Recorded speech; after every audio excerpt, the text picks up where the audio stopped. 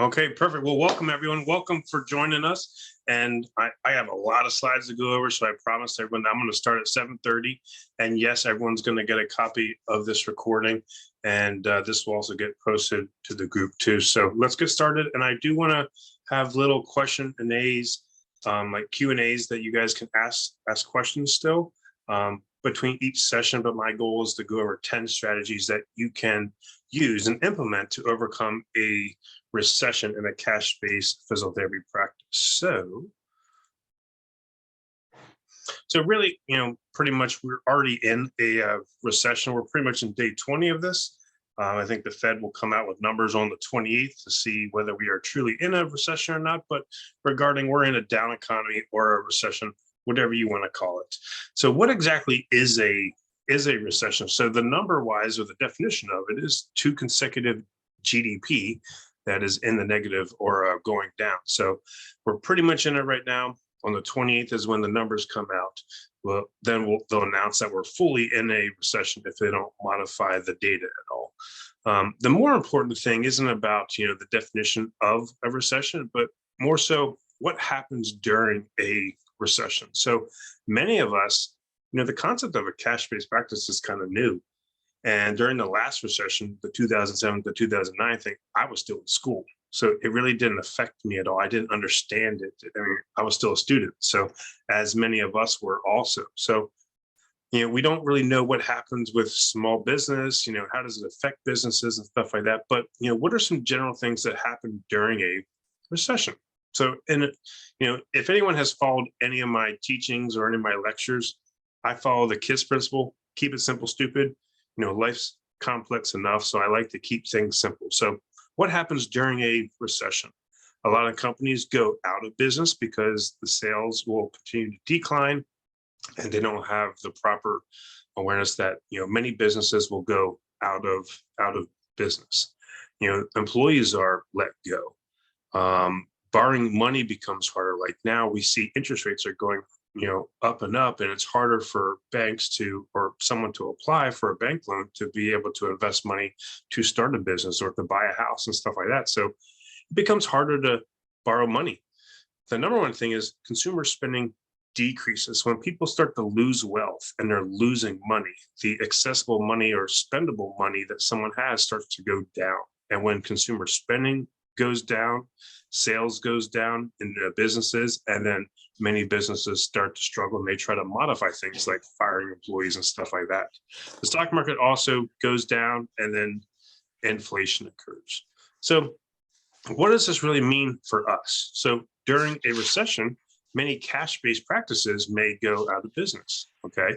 Especially, we'll get into this, whether healthcare is truly recession proof or not, but we are in a different market.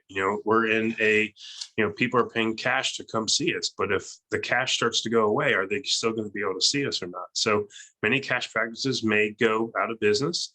Many employees may be let go. We may have to downsize.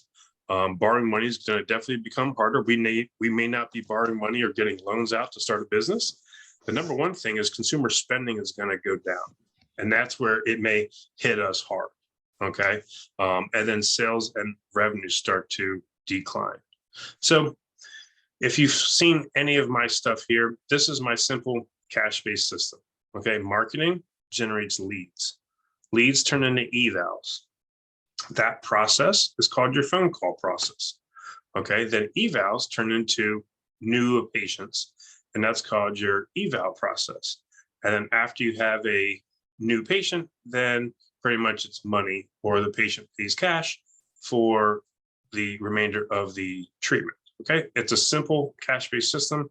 There's no need to make it complex. I don't do any discovery visits or free stuff.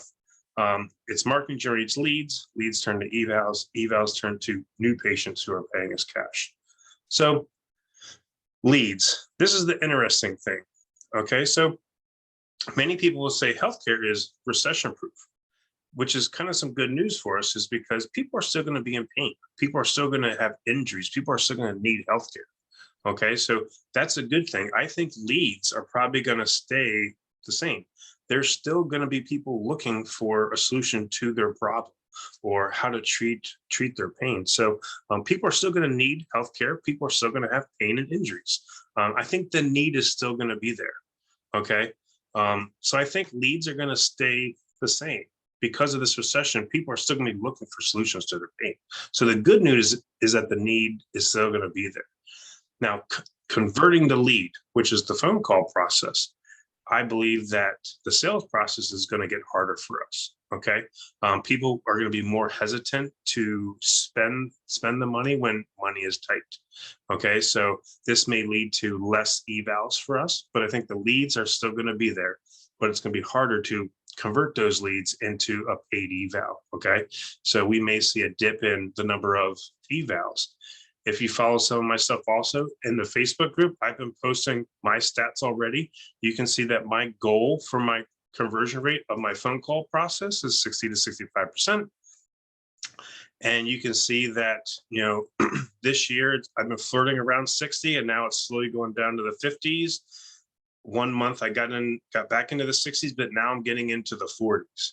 So I'm starting to notice that the phone call conversion rates are starting to go down now. I track my stats on everything. So I try to predict trends before they turn into a problem. So I'm tracking this all the time. And you can see that slowly my phone call conversion rate to a paid eval is starting to go down. My evals are $165. So what's happening to new patients and sales? So obviously, if there's less evals, there's going to be less patients and sales are going to start to go down. I'm going to move this over so you can see this. Okay, so you can see this, that these are my quarterly sales over the past 3 years. Just make sure that you guys mute your stuff. If anyone does have questions, you can type a question in the chat and I'll be able to answer it after each segment too. But just make sure that you guys mute your buttons, your audio for me. Yeah, but it's not as much. I think it's a new. Can you mute your? Okay, I think he's getting it. Okay, so we're gonna thank you. We're gonna look at new patients and sales. So you can see last year we had massive growth, which is the yellow, and Q3 and Q4 we really killed it with that.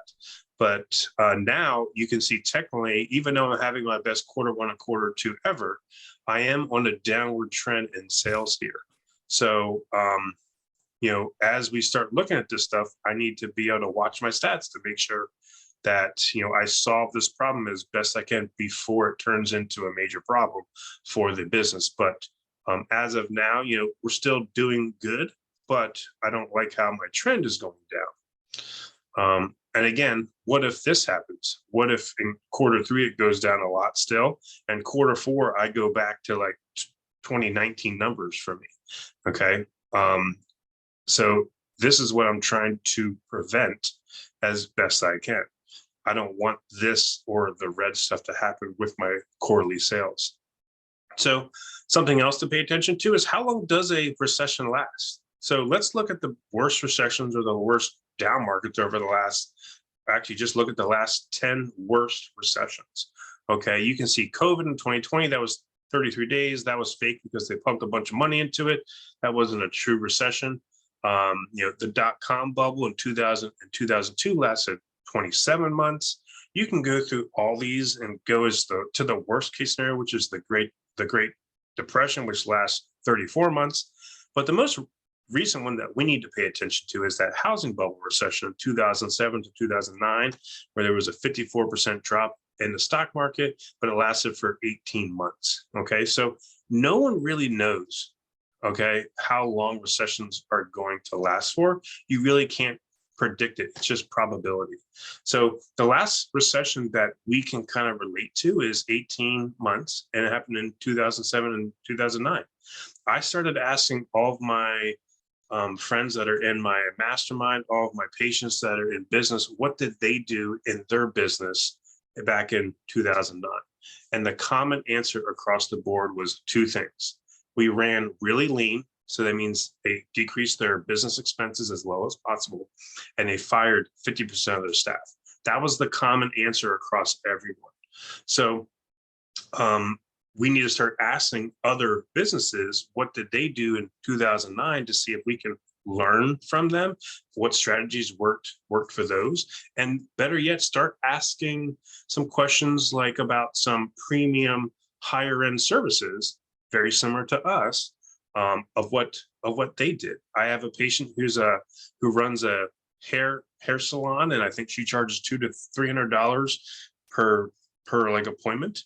She said she was only affected for like 2 months in 2009, and she was able to recoup and get back on track in a matter of 2-3 months. But COVID really killed her business, and she just is recouping from COVID because she was a hairstylist. But start thinking about that, asking other people who offer a premium service very similar to ours, what did they do back in 2009 that we can really learn from.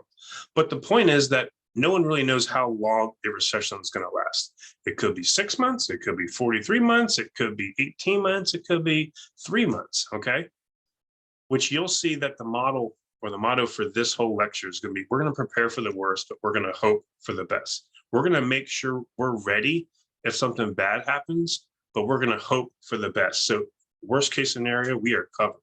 Okay, we're going to prepare for the worst, but we're going to hope for the best. And you're going to see this slide over and over again here because it's a recurring theme here of what we're going to kind of prepare for. So as a worst case scenario, what is the worst possible scenario that could happen? Say our recession is going to last for 2 years. It's worse than 2009. What's the worst case scenario that I'm planning for? Okay, so worst case scenario, phase one, say sales start dipping over 2 months, 3 months. I'm going to have to let go of 2 of my physiotherapists. Okay, if sales keep on going down, I'm going to have to let go of another PT and then my front desk, which I call the concierge specialist. And then I'll go back to just me in my cash-based practice as a solopreneur, I guess you'd say. So this is a worst case scenario here that if sales keep on going down, I'm going to have to let go of my PTs, let go of my front desk, and it's just me. Okay. Is a worst case scenario, again, I cut expenses even more. It's just me practicing and I keep the same rates. This is probably a worst case scenario here. I feel comfortable that my patient caseload, I could just see my VIP patients and my word of mouth people, and I could, as a worst case scenario, run my clinic if it's just me again, if I let go of my staff and everything and cut expenses really, really low. Now, as a worst case scenario, say it went to like the Great Depression-esque time. As a worst case scenario, maybe I'd think about lowering my rates, or even if a price objection is there, if no one's willing to pay 165 or 180 a session, as a worst case scenario, maybe even go to out of network billing. But that is a worst case scenario. I believe that if it gets really bad, I'll be able to survive with just myself as the clinician. But I would have to downsize a lot. But as a worst case scenario, you may have to consider lowering your rates if people are balking at $165, or go out of network and so that. Now that's a worst case scenario. I have a patient who owns a professional soccer team in Orlando, the Orlando Pride and the Orlando City Soccer Club. They're having meetings right now to talk about their ticket prices for next year and whether they're going to lower their ticket prices just because of the recession, stuff like that. So businesses are planning already for this stuff. So again, we need to prepare for the worst and hope for the best. So let's focus on the good news. Again, enough of the bad, negative stuff. Let's focus on the good stuff. So hard times will always spur innovation and new ways of doing things, just like COVID did for us. And we all survived COVID. We need to think with new ways of doing things and be innovative to solving problems and overcoming all of these hardships. So these hard times are going to spur new thoughts, new innovation. And we see it coming, so we can start planning for it now. I've been posting recently over the past month or two that you guys got to start doing this. You've got to get your testimonial process down. You've got to start doing things now, so when it does get bad, that you're already a step ahead and you've solved that problem. Don't wait until it gets bad and then start doing it. We can see this coming. So let's plan for the worst, but we're going to hope for the best. Economic expansion and massive growth always happen after a recession. That's good news. If we can push through this, we can plan already. Remember, this is chess, not checkers. We can plan already. What are we going to do as we get through this and expand? You'll see later on that my goal this year was to buy another building and expand rapidly. And then this started to happen. So I'm putting all that on hold. But my plan is now to come through this recession, stash cash, and then expand into my new bigger facility and tap into this when economic expansion and massive growth happens after the recession.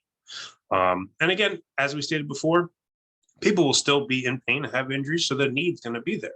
Okay, so and then start asking what other high premium services did in like 2009. What did Land Rover do? What did auto dealers do? What did hair salons do? Start asking around your patients or friends who have businesses and see what some other high-end premium services did back in 2009. We can learn from them, and I'm sure that they'd be willing to help out other business owners and share what they did to make it through there. So our goals, or what are my goals, my personal clinic. If you don't know, my clinic is called Pursuit Physical Therapy. So our Pursuit goals to get through this right now, and I had my team meeting last month that we kind of went over this, so everyone's on board about this. But we're going to run lean, and cut wasted expenses. So our goal is to run as lean as possible. Now's not the time to be spending a lot of money. We're going to lower expenses as low as possible, so my cost per visit is as low as possible. My goal is not to fire anyone. We're going to innovate and think of new ways of doing things with marketing to keep leads coming in and people willing to pay money for this. We're going to stash cash and try to keep running at a 15 to 25% pre-tax profit margins. That's our goal with that, because we're going to stash cash. So when we get through this, that we'll have a good sum of capital that we can use to expand into that newer location. I'm not making any big moves this year right now until we get through this. I had to kind of pivot and redirect all of my strategies and plans for 2022.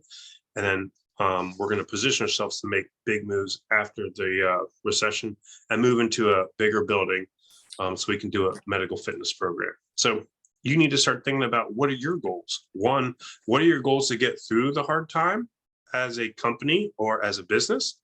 And then what's your goals after this? If we know that economic expansion happens after this, that's going to be a prime time to grow our practices then.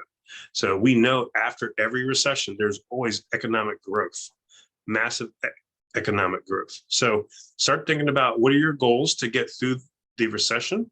And then what are your goals after the recession? Is your goal to expand? Is your goal to hire your second PT or to hire a front desk? Start thinking about that. And so you can answer this question: what are your goals to get through the recession and to what's going to happen after? So let's get started.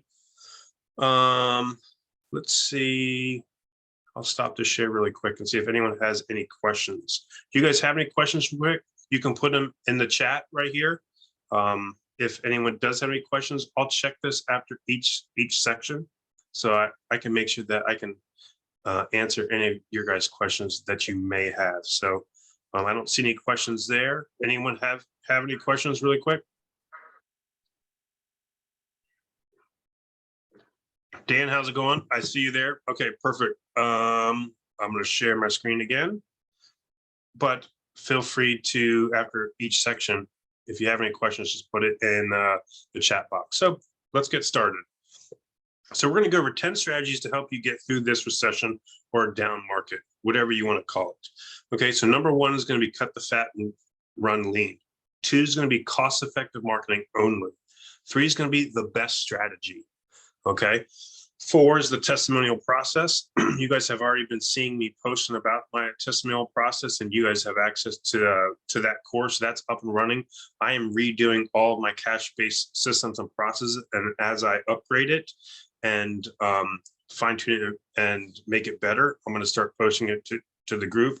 The word of mouth strategy, fine-tune your sales process, strategic partnerships. Number 8 is stash cash and build up capital. 9, tap into maybe a second online revenue generator. And number 10 is gonna be surrounding yourself with others. So let's get started. Cut the fat and run lean. What does that mean? So you got to cut wasted expenses. This is not the time to be running a lot of additional expenses through the business. A perfect example is my automobile, my car, my business car is ran through the business. I just paid it off this year. I could have went and bought another car and financed it through the business, whatever, and let the business pay for it. Now's not the time to do that. I saw this coming. So you know what? I'm not going to buy another car right now. I'm just going to sit on mine. It's paid off. It's fine. I chose not to run that additional business expense through my business right now because I saw this coming. This is not a good time to start charging things through the business. So I'm cutting all the wasted things, the things that I don't really need. Look at your marketing. As you start to grow and you start spending money on marketing, really look at your ROI on each marketing strategy. If something's not really working well, cut it out right now. Now's not the time to be spending a lot of money. You need to be running lean and stashing cash. So cut out some of the wasted marketing stuff. You want to decrease your cost per visit as much as possible. Okay. And that's the amount of money it costs to see a patient. Okay. You want to avoid big spending and any major expenses right now. So here's an example of my cash flow sheet. These are all the expenses from advertising, Con Ed, Intuit, payment processing, APTA dues, insurance, PT equipment, office expenses, facility supplies, etc. The top line, the top arrow up here is marketing. You can see that I was planning on growing a lot where my marketing was going up. In the first 3 months in quarter one, I was really trying to hit the ball rolling and growing this year. And then all of a sudden, it was like, okay, what's going on here? This is really weird. And then now you could see in month 4, 5, and 6 that I really went cost-effective marketing. I cut a lot of the garbage marketing out. You can see also with my office expenses, my facility supplies in the second arrow. Every now and then you'll see the PT equipment go up. That's because I bought another dry needling unit and ordered some needles, but I'm running really lean. I'm not spending a lot of money right now. And the vehicle expenses down here, you can see the example where my automobile, I'm not buying another car right now. These are all my expenses to run the business, and I'm trying to run as lean as possible. Here's some of my marketing stats. You can see that the first 3 months, I was really trying to invest a lot of money back into marketing and trying to scale the practice because I had a big vision for this year. And all of a sudden I was like, wait, I'm not doing that right now. I'm just going to run lean and keep on going. So my marketing budget went down. My cost per lead is going down. So I'm running at a more efficient marketing budget right now. My pursuit expenses, you can see here that my total expenses, I was getting more and more expensive. Obviously, if I spend more money in marketing, buying more supplies, etc., then my cost is going to go up. And I spotted this, and I really started running lean. So my what I used to be around 10,000 or 10.5 is now down into $6,000 range, and my cost per visit went from $44, and now I'm down to $34 and $35. Okay, so again, my cost per visit's going down. I'm running lean, and I had to re-strategize my 2022 goals. This isn't what I wanted to do, but just like COVID, if you didn't learn anything from that, you got to pivot and kind of adapt. So when this started happening, I was like, you know what, guys, I'm going to put everything on hold. We're going to re-strategize the goals for this year. We set our new pursuit goals now to survive the recession. And now we have our post-recession goals where we want to expand and move into a bigger location.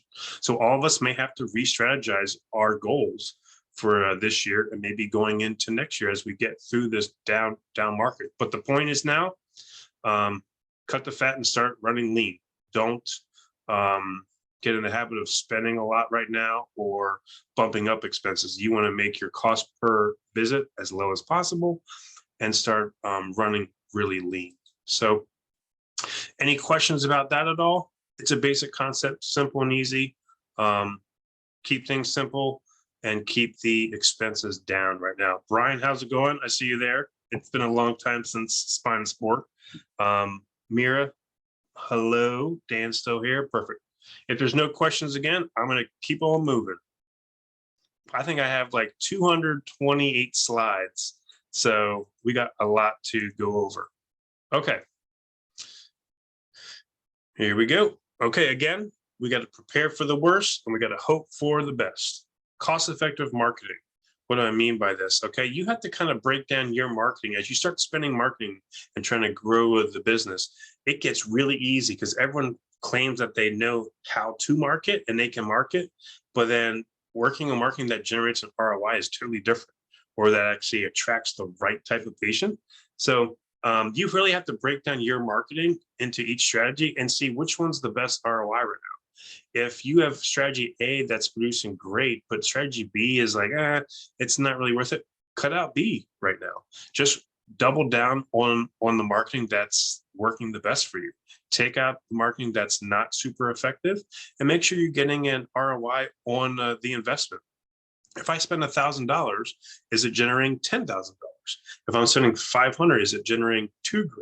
Okay, make sure that your marketing is actually generating a return on the investment from a revenue standpoint and from a profit standpoint. But for now, for the purpose of marketing, make sure you're spending 1,000, generating 5,000 or $10,000 with the marketing. You can see here that as I showed you already, that I'm cutting down the marketing budget and my leads really haven't dropped down a whole lot.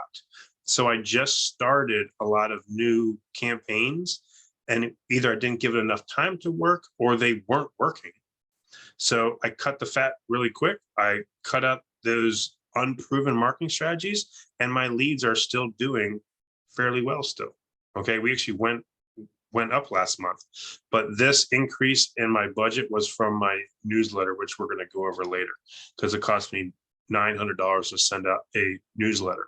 So here's an example of me breaking down my lead source and my marketing strategy.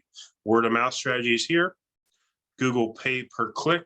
We have 0 here just because I'm revamping those strategies right now and we weren't able to launch them, but I do a lot of Google pay per click.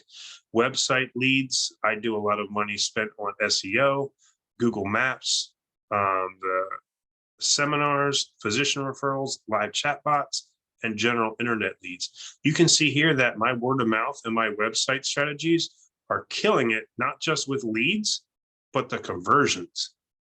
Okay, marketing isn't just producing just general garbage leads.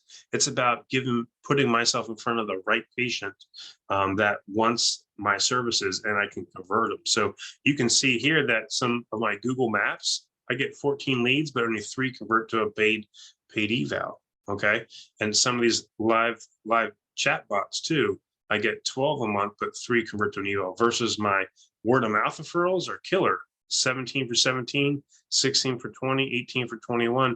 You can see that my word of mouth and website strategies are doing really well for me. So it's good to double down on what is working. What can I do better? What else is it worth doing my newsletters every month right now? Anything that will kind of get the ROI going with the marketing. So this is definitely a note that you need to make a note of on this. These are my word of mouth strategies. People just leave word of mouth up to hope. I'd rather invest in strategies that, these people know, like, and trust you. These are your number one referral sources. Design strategies that you can incentivize more word of mouth referrals. So every patient is getting a handwritten thank you card for sending a patient our way, or whenever they're discharged, they're getting a handwritten thank you card from our therapist. Every time a patient refers a patient to us, they're getting a text with a virtual Starbucks gift card. Hey, thank you for referring a patient. Next time that you're in Starbucks, the coffee's on us. Scan this one-time card. We get a direct mail newsletter. This is an example of our newsletter here. This single-handedly has increased my word of mouth referrals over 20 easily. Not everyone checks the emails, but everyone gets this and they love this. Just last month, we sent this newsletter out. It's still working. We probably have a boost of 30 to 35 word of mouth referrals still coming from this word of mouth strategy from last month. We do email blasts. We do 3 and 6 month follow-up phone calls to loyal and ambassador patients, and strategic gifting. These are my word of mouth strategies that I use and pay to invest money in to incentivize more word of mouth strategies. Website strategies, I invest in SEO. Our SEO services cost about $1,500 a month, but remember when I showed you my numbers in 2021 in Q3 and Q4, I invested roughly $18,000 in SEO services in 1 year, and we generated over like 140K in sales increase from the previous year. So I spent 18 grand to make 140 grand in revenue. It was so worth it. So I am going to continue my SEO services. You keep on doing the blog with certain keywords to drive traffic to the website. Use social media to drive traffic to the website. Also, continue to reassess and assess website data. Changing buttons, something as simple as get started versus schedule your evaluation. Like little things like that will increase click rates and stuff like that. Using a live chat bot or looking at your website design. This is an example of some of the traffic of how I analyze traffic data. And this is what my SEO guy and myself work on, that you could see that, you know, we have thousands of people that are going to the website, and we're focusing on more organic traffic and stuff like that. But we track our website stats a lot. You know, we rank on Google in the 1 to 2 or 3 slot in 29 key terms and 4 through 10 and 27. So that means I'm pretty much showing up for 50 keywords on the first page of Google, not just physical therapy, but we're looking at everything else. So in 50 keywords, I'm on the first page of Google. We also looked at click rates and where people are actually going on for, where are they clicking? Are they clicking on this? You can see that, you know, we analyze data once a month with this, okay? But it's constantly reassess and assessing data to make sure that your website's working and converting patients to make sure that it's better or converting at a better rate. We're going to start a new landing page for a Satica campaign. We're testing out a video, we're testing out buttons, we're testing out a different layout, you know, and stuff like that. So constantly assessing and reassessing your marketing.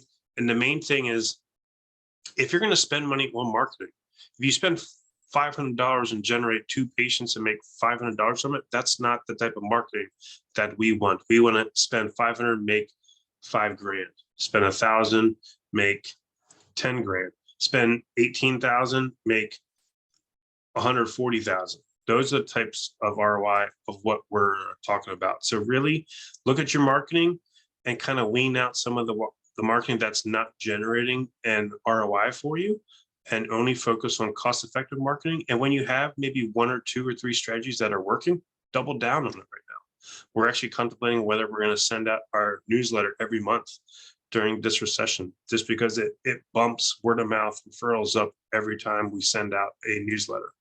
So again, we're going to prepare for the worst and hope for the best. So the next one is the best strategy. So let's see if anyone has any questions. Nope, you guys are good still. Perfect. Got it. I'm going to keep on going. So the best strategy. What is the best strategy? So people, especially now, like again, we went over the numbers that people are still going to be in pain and searching for like a solution. So people are still going to be searching for the best. And what type of people are doing this? This is our perfect client. People who want the best. Like if I'm in pain or if I have a problem, I'm like, okay, who's the best person to solve my problem? Because I don't want to deal with it. Okay, so whether it's a problem with a leak in your bathroom, whether it's a problem in your electricity, whether it's a handyman, whether it's PT, there's people out there that are searching for the best. Okay, and people are still going to be searching for the best during a recession. So people are going to be typing into Google best physical therapy Dallas. I had a patient who lives in Dallas who flew to see me, and I was looking for a PT for him, and this is what I was searching for. Okay, this is me actually searching for this. I just posted earlier this week, we had 3 patients come in and said, hey, I just asked Siri, who's the best physical therapist in Orlando? If you don't know, my clinic's in Orlando. So people are going to be searching for the best. So who are these people? These are our ideal clients during this time. Okay. This is who we want to target. Okay. So, affluent rich people will still have money and they still will be searching for the best. Even some middle class people still value healthcare and they're still going to be searching for the best. We get people who tell us, I was searching for best physical therapy Orlando and you came up, so I called. It's cash-based physical therapy isn't always just seeing rich people, but these people are going to be less affected during this recession. So this may be a great niche for us to target and to go after. Okay, people will still be looking for the best. So use keywords as best physical therapy Dallas, best physical therapy Orlando, best physical therapy Houston, whatever, or best sciatica treatment Orlando. You see, so start using that keyword, start blogging about it, start using it in your SEO. You can use it on your headlines and H1 tags. Use these keywords, best physical therapy something, best physical therapy Orlando, best physical therapy Philadelphia, anything, and try to make sure that you're number 1 on Google Maps, Bing, and Yahoo. You need to position yourself as the best. So guess who shows up number 1 on Google searches for best physical therapy Orlando? We are number 1, best physical therapy in Orlando, best physical therapy treatment Orlando, best physical therapy Orlando. That's the number 1 keyword that I go after already. So we're already number 1. You can see here that we're also targeting dry needling. Anyone searching for dry needling around Orlando, our website pops up number 1 on Google. You can see also if someone uses Google Maps, because people are searching on Google Maps now, that what happens when someone searches for the best physical therapy in Orlando, boom, here we are right here. We pop up number 1 and we have way more 5-star testimonials than all of our competition. And this is also proof here that people are searching on Google Maps, that, this is something that you guys have to pay attention to make sure that your Google business listing is standing out and doing well, because people are searching or using Google Maps as a search engine now, especially from their cell phone. If they're looking for something, they'll go to Maps and type in search and bingo. You need to make sure that you're the best or your clinic pops up as the best. So start using best physical therapy in your city, or even if you're targeting sciatica, if you're targeting headaches, best headache treatment Orlando. Okay, start using these keywords. So hopefully you start popping up on map searches, on Google searches and stuff like that. These will be a great niche market that you guys can target during this down market, because there's still going to be people who are searching for the best. So here's something really interesting. If you haven't taken my testimonial course yet, you're going to start to see this. This little quote in this circle here is actually a testimonial. They said Ron is the best physical therapist. And when best physical therapy in Orlando, Florida searching, Google recognizes that and they will put us up there as the best because those keywords are in there. Because I didn't post that. That's from a patient testimonial. Okay, this is why your testimonial process is on this list, and you got to start doing that stuff now. Okay, so we not only are we doing the SEO to rank number 1 on searches, we also have the most testimonials compared to my competition, hands down, and we're coming up on Google searches and on map searches. So you really have to position yourself as the best and the expert. People are going to be looking for the best. So some strategies to help with this: make sure that you rank number 1. You can go into the back end of your website and make sure that you're using the keyword best physical therapy in your city, or you can start, telling your SEO guy. We do offer SEO services if anyone's interested in it. Just to be honest, we charge $1,500 a month, but not everyone's at that point now where they can invest that money in it. But try to focus on ranking number 1. Okay, if someone does a Google search here, again, we're ranking number 1. So we're capturing all those people who are searching for best physical therapy. And again, we have 260 some reviews, but this is a screenshot from when we had 251. Next guy's 53, next one's 66. That's another thing. Have more testimonials than everyone else. If we go back to this again, we have 251. Look at my competition, 23, 90. That 90, she actually used to work for me. So she knows my testimonial process. So she's trying to catch up. But anyway, Select is at 50, Core is 84, Ability, like these people are getting killed in the testimonial process. So if someone's searching for the best physical therapy and they see that I have 250 some reviews and the next one's 12 and 22 and 50, they're going to choose us. Okay. Again, this is a strategy that you got to start doing now to getting your testimonials up there. Website and landing pages filled with testimonials and proof. This is an example testimonial. Do you see how it catches their eye? My experience has been incredible and worth every cent. They're incredible professionals. Their skill levels are unmatched. They change lives every day. Believe it. Go there. Get your life back too. This testimonial is going to speak to those patients who are in pain on your website and say, I want that. Yes, that's me. I want that. So start putting testimonials all over your website homepage. Okay. What makes this practice so unbelievably different is the high quality and one-on-one treatment time.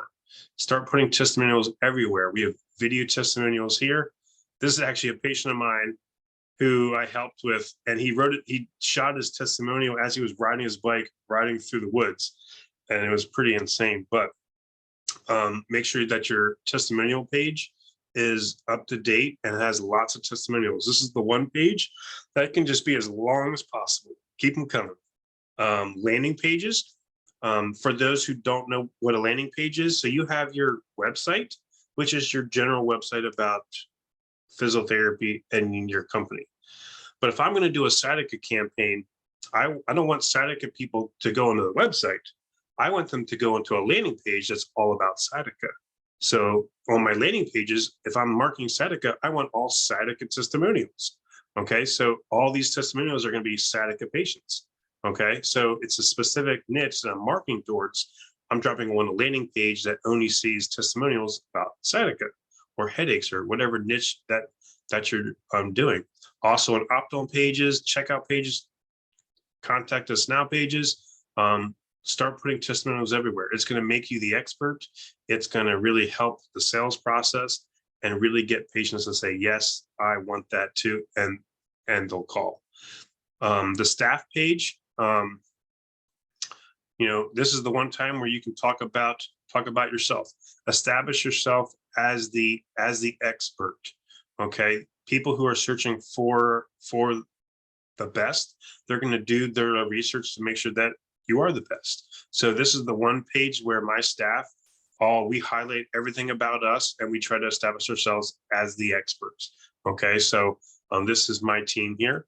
The key point is, position yourself to be people who are searching for the best. Understand what they're doing, and then position yourself as the expert, because people are still going to be searching for the best. So this is going to be a great strategy for you guys to still gather leads, and these people are going to be great leads for us that we can definitely start doing. So any questions with this?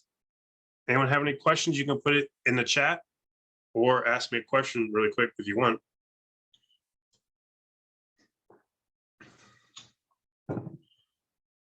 Perfect. No questions here. Here we go. Okay, again, the whole motto for this lecture, we're going to prepare for the worst and hope for the best. So let's talk about the testimonial process. This is another thing that you guys have to start doing, and you have to start doing it now, not just to do what I just showed you about searches, but this is going to really help convert leads from your website. Again, do you want that typical testimonial? I love this place. Everyone here is caring and very knowledgeable about how you can recover from injury. Highly recommend this spot. Do you want testimonials like this? Or do you want a format that gets you testimonials like this? Where, do you believe in miracles? I was pain-free after 2 treatments. My back feels better than it felt in at least a decade. These are all real testimonials too, by the way. These are not made up. Notice how long it is too. You got to get in a pattern and get a system down where patients are telling their story, because their story is going to help other people. Like, hey, that's me. I have sciatica. I have an L5 disc herniation. Wow, he got better in 2 treatments. I'm calling. So these testimonials will do the sales for you. My pain went from a 9 to a 0, and I didn't need surgery. You guys need to get a testimonial process in place that really gets the patients to tell the story for you. So there's huge power in a testimonial. Remember, 17 to 90% of people make a decision from an online review. Okay, this social proof is a psychological phenomenon where people reference the behavior of others to guide their own behavior. This is from the Google lead gen playbook, whether it was leaked or something else a couple of years back. But social proof is this phenomenon now that people really look at testimonials and online reviews to make decisions to influence their own behavior.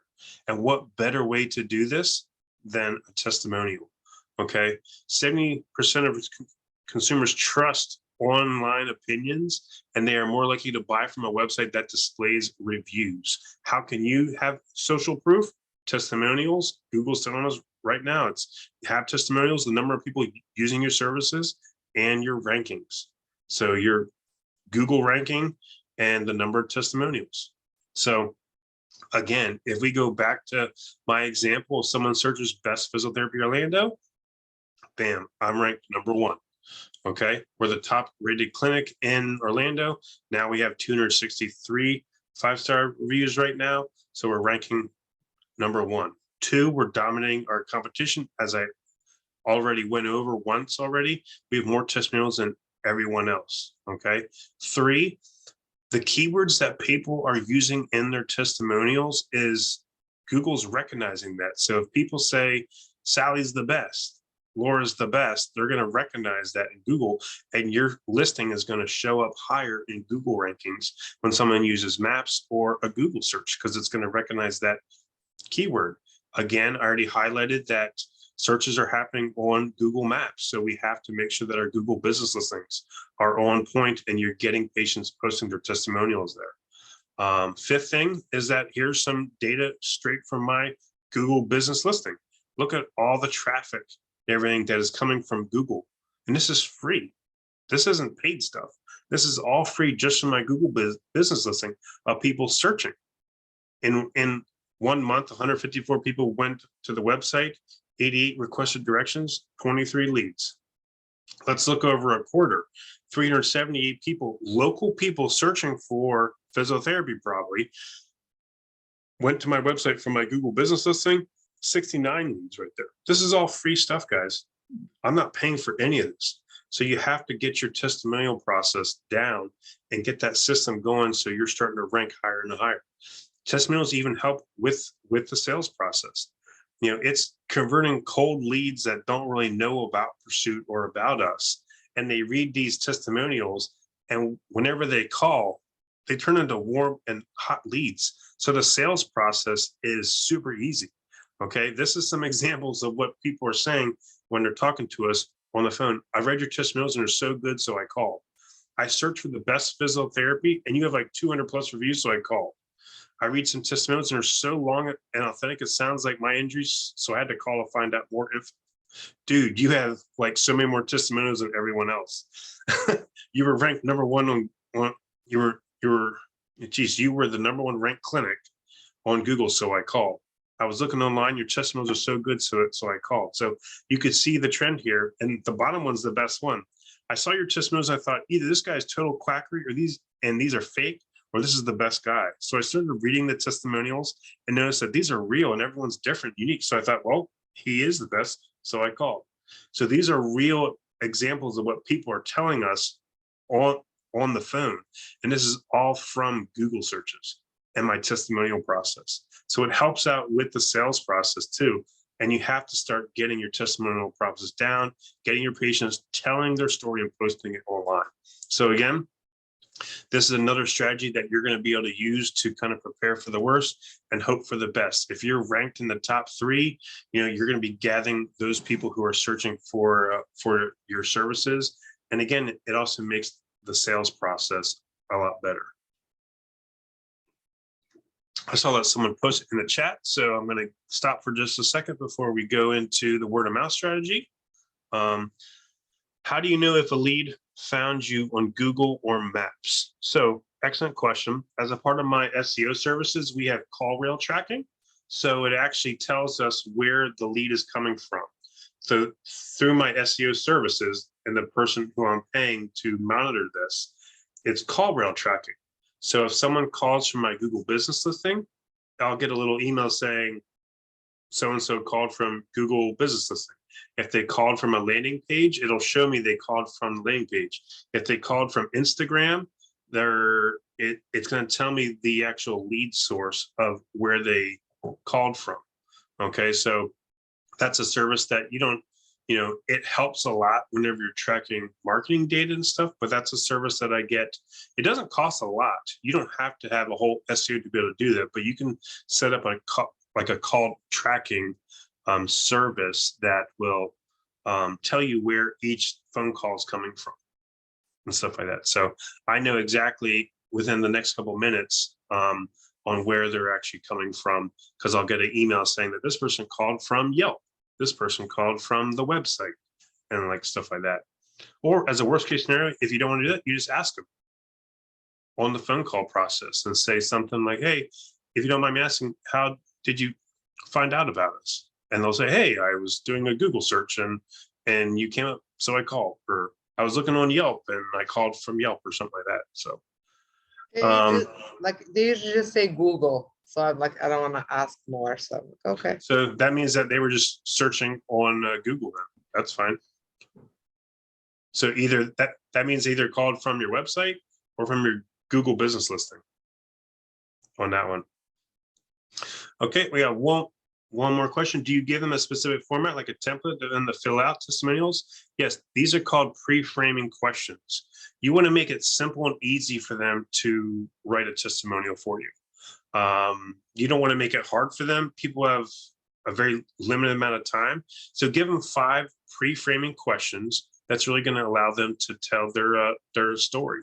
We have a simple template that's already written out that has the pre-framing questions on there, and it has the links below to post them. Makes it simple and easy for patients to tell their story. I don't want any short, quick reviews. I want the patient to tell their story. So I have 5 pre-framing questions that I ask, or that I have them to make it quick and easy, just to answer the questions, copy, paste to Google, Facebook, and to Yelp. So good. So Ron, Yeah. Thank you. Thank you for that. I just wanted to quickly touch base on, I just wanted to understand from you, sometimes I've tried in the process, when during the process, during their physical therapy treatment, do you reinforce or re-emphasize, how sometimes your patients really enjoy your treatments and they keep coming for weeks. However, they shy away when it really comes time to write testimonials or a review, or they forget, or they're discharged. And I'm kind of sometimes seeing a pattern. However, I know that they absolutely love the treatment and that's why they keep coming. But sometimes I just don't, I'm not very successful as to getting them to write a review or testimonial. So I'm just trying to understand, how do you re-emphasize that or reinforce that? Yeah, so I never ask a patient to write a testimonial until I achieve the goals of what I promised them during the eval. So I don't ask in the beginning, I don't ask after a good time. I ask at the very end, normally at the last treatment session or 2, okay, is when I accomplish the end result and the promises that I promised them during the eval. So normally towards the end, that's when joy is at its high. They're back to running, they're back golfing, they're back doing something. They're happy with their outcome. And then I ask them then, okay? But then you have to make it simple and easy for them. Like, we have a pre-written template. I just click, write the name in, hit paste, and I make it simple and easy for them that, yes, not everyone writes it right away. They get back to work, they get back to life. But normally, say, like I have 5 testimonials pending right now. I followed up with 4 of them via text today just to check in, and they're all doing well. They just haven't had time to like do it yet. But I'll shoot them a text just to check in every 2 weeks just to make sure that they're doing good. Patients love that.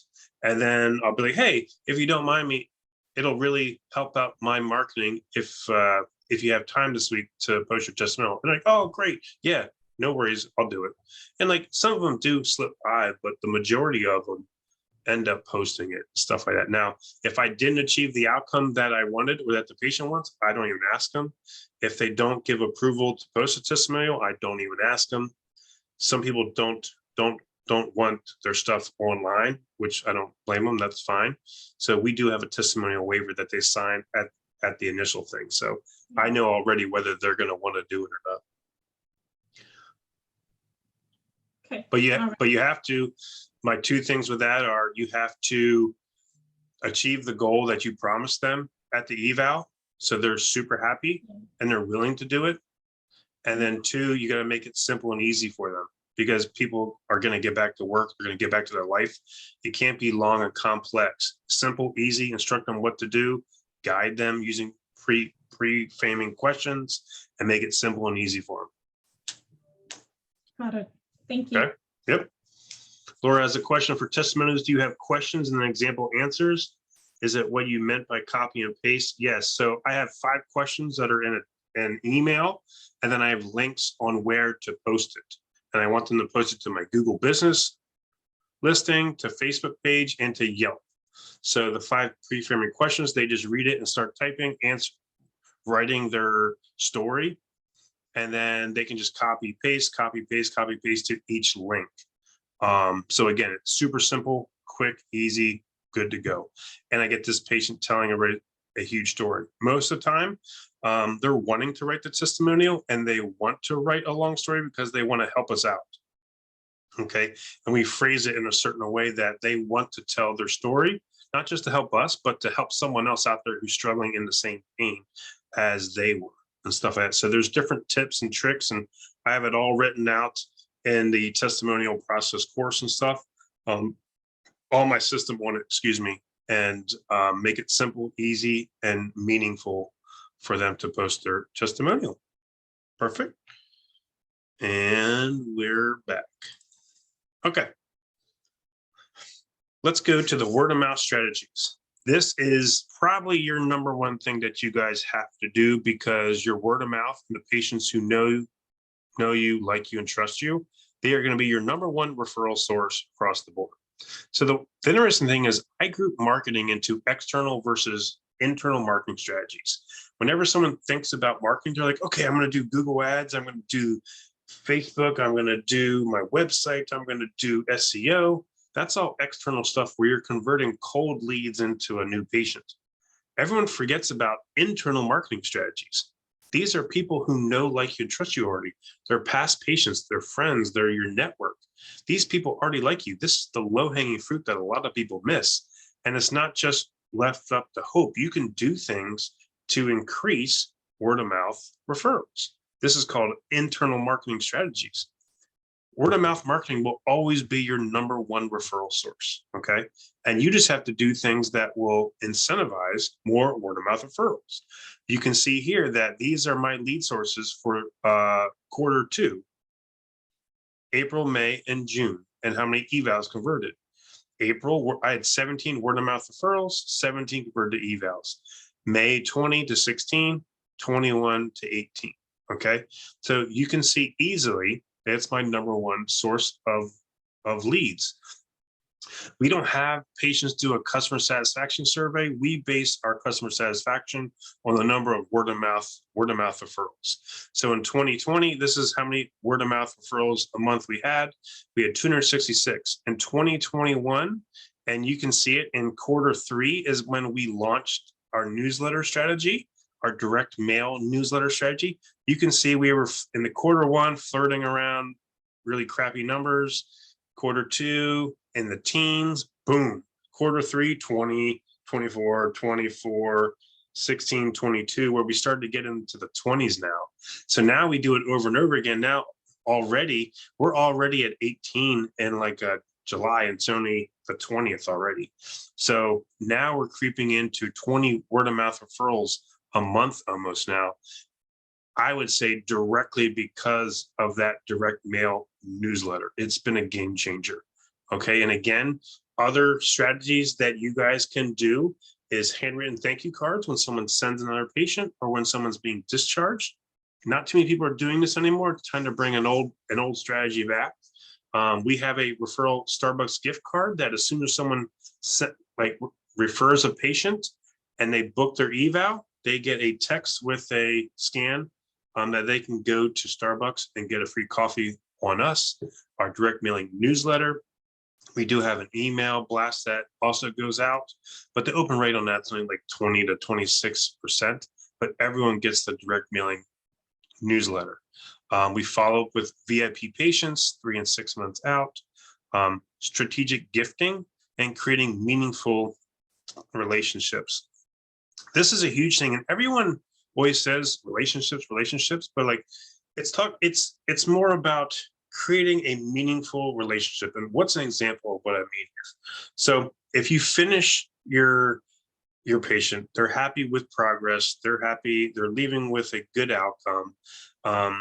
The difference with this is giving them a Pursuit water bottle with a Pursuit t-shirt with a Pursuit pin that's all about me, versus knowing that this person is a Yale grad and I get them a Yale shirt with a handwritten thank you card saying, thank you so much for supporting my business. Or no, it's like creating meaningful relationships could be as small as just a text message, letting them know that you care, and versus buying them an expensive gift, like a meaningful gift, like say they've never been to the theater and they really like opera or theater and their favorite play, or they read the book Wicked and Wicked's coming, buying them a ticket to that. That one motion may cost $100, but you're going to get a patient for life who's going to refer everyone else to you. Paying attention to little things, whether their daughter or son is going to college, or birthdays or meaningful events and stuff like that. When like Georgia won the national championship, all my Georgia patients were getting a text saying congrats. Little things will do a huge amount of stuff. Something as simple as just a text message that costs nothing versus actually buying a gift for someone. So that now I've consulted with a lawyer. I'm in Florida. I've asked lawyers about, can we give gifts? If you have no relationship with any health insurance or Medicare, no relationship with either of them, you can technically give gifts. In my state, you can. There's no real law on that, but there are start laws and mini start laws that you can look into. If you're going to give gifts, I recommend consulting a lawyer in your state to go over that. But I've consulted with a lawyer in Florida. We can give gifts only in clinics that have no relationship with Medicare and no relationship with any health insurance. If you have a relationship with Medicare, that's opening up a little bag of worms there on that one. So another thing you have to do is create loyal and ambassador patients. What is a loyal and ambassador patients? These are the 5 different types of patients that you're going to see. But your whole process, from your marketing to your onboarding process to your eval, to the phone call process, to the treatment, to the discharge process, that's your patient experience. And your patient experience is going to be wowing them and exceeding expectations so much that you're going to convert these patients into loyal patients or ambassador patients. Ambassador patients are the best ones. These are loyal patients with extensive influencing networks who greatly see the value of your services, and they highly recommend it to others. These patients refer everyone they know to you and become your #1 referral source for years to come. They take pride in you and your business's success and recommend ways to improve your business, and they spread the word on social media.